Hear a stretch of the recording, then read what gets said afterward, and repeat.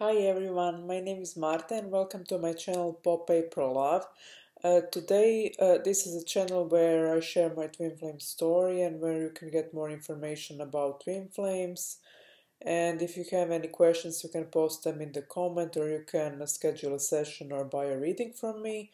And today I'll be doing some shuffling. I'll shuffle some cards and do something like a reading for you guys. And I'll use this deck from Oracle cards. That's the Law of Attraction cards. I really love that deck because it's full of nice, you can see nice pictures, and it's also they also have lots of text, so you can connect more easily with them. I really love those cards. I have usually cards that have mostly text on them, but I prefer these ones because I can really connect easy with the pictures, as I assume most of you can do that also. So I'll shuffle some cards and then I'll do the reading, and if you resonate with it, it's great. If you don't, you can watch some other videos and you'll probably find some valuable information for yourself in them. And I'll pick up a few cards, so let's see what's the first one. So this is the first card. uh, let me uh, let me see what it writes. If I'm resisting evil, I'm attracting evil. And there's this young girl that's standing in the darkness and that's surrounded with clouds. And on card it writes, if you're resisting anything, you're focused upon it, pushing against it and activating the vibration of it, and therefore attracting that which is like it. And what I got from this card is that uh, we don't have to listen to our ego, because I mean, we can only we only have to ignore our ego and that voice that is telling us lies, and we can always check in our thinking what's the truth and what's not the truth, because we don't have to resist our ego. We just have to check, not ego, but we don't have to resist our inner voice of ego. We just have to check what thoughts are in alignment with love and which ones aren't. And on this journey, we have to kind of like uh, discern which thoughts are using useful for us and which aren't, because thoughts are attracting our experiences. However, the choices are most important thing. Our choices conduct our reality, and they're the most powerful thing we can have on this journey. Our choices is the most important thing, and we have to resist. We don't have to resist our feelings. For example, we have to feel our feelings in order to be connected with the divine and with our twin flame and with ourselves. And resistance is never good. Let me see what still stands here.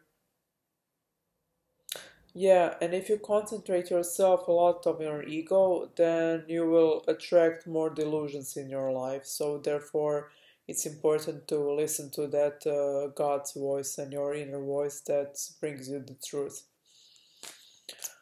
Oh, this was a big one. Yeah, I mostly talked about some other things and not so connected with the card, but that's what I got from them. So if you resonate with it, it's fine. If you don't, you'll you'll find some truth for you. My thoughts are in harmony with health. Yeah, that's something that I spoke about thinking. We have to think healthy thoughts, thoughts that are positive and in alignment with love. Those thoughts are gonna bring us health and abundance and prosperity and love. And if we concentrate on the negative, for example, like on the questions like why is our union not happening yet, or if we concentrate ourselves on some wrong persons in our life, toxic people, or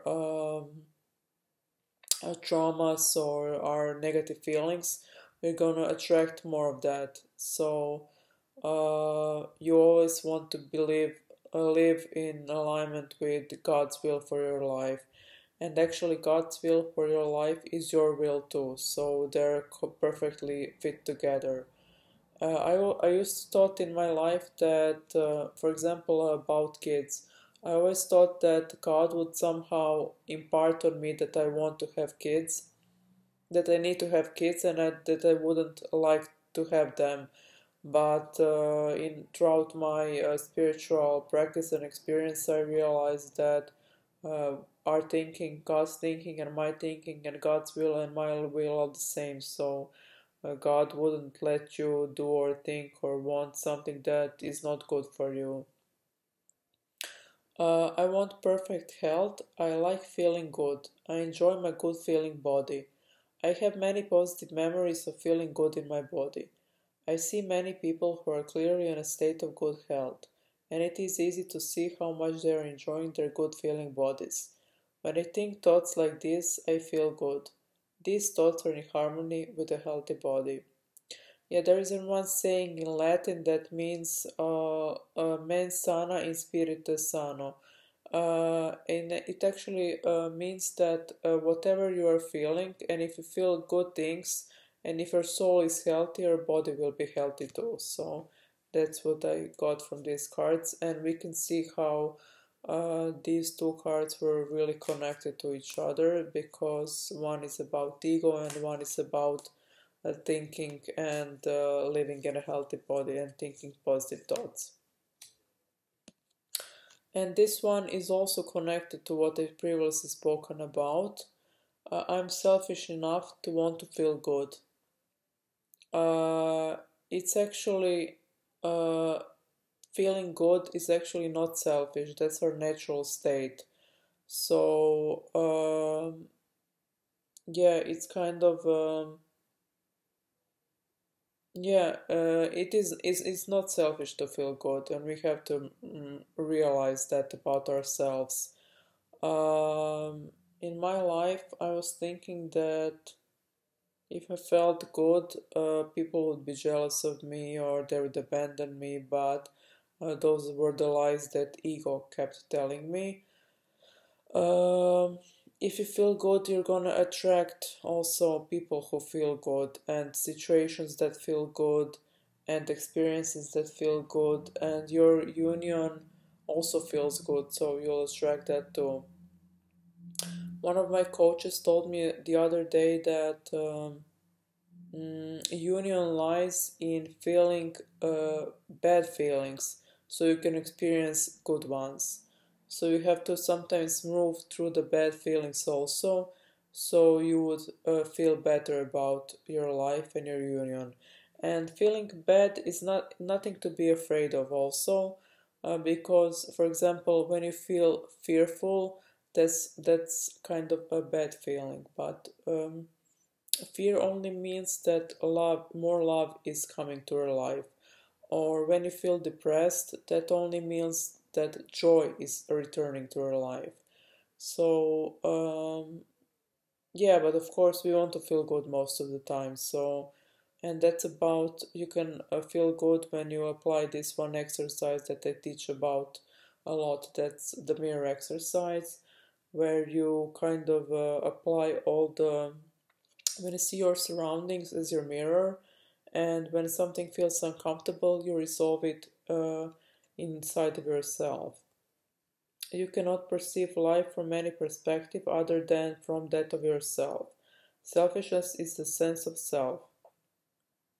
Unless you are selfish enough to care about how you feel, and therefore direct your thoughts in such a way that you are allowing a true connection to your inner being, you have nothing to give another anyway. Everyone is selfish. It is not possible to be otherwise.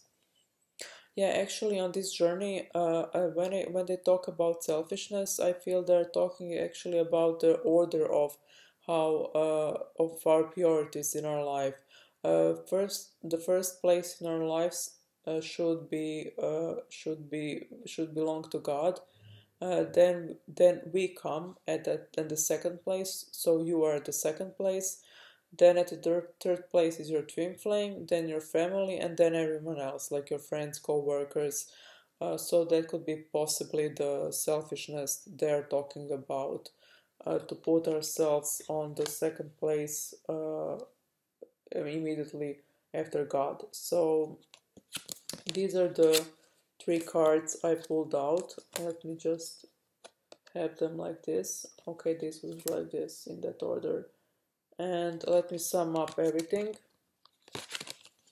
So the first was about ego, and then about thinking and aligned thoughts, and then about selfishness to feel good.